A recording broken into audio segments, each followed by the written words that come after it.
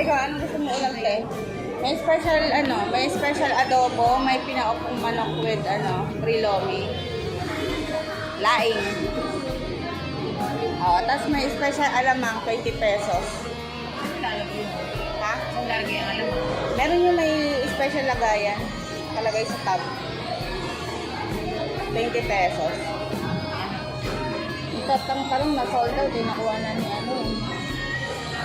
Ano ba? Wala na, yun na lang. Na-sold out yung tatang talong eh.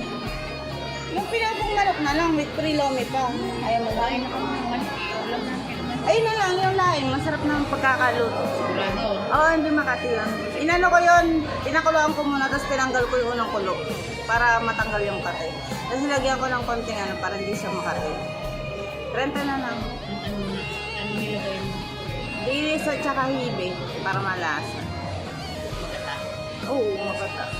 Siyempre ako pa. Sige, sige. Yun na lang. May kanin ganun, no? Sige, sige.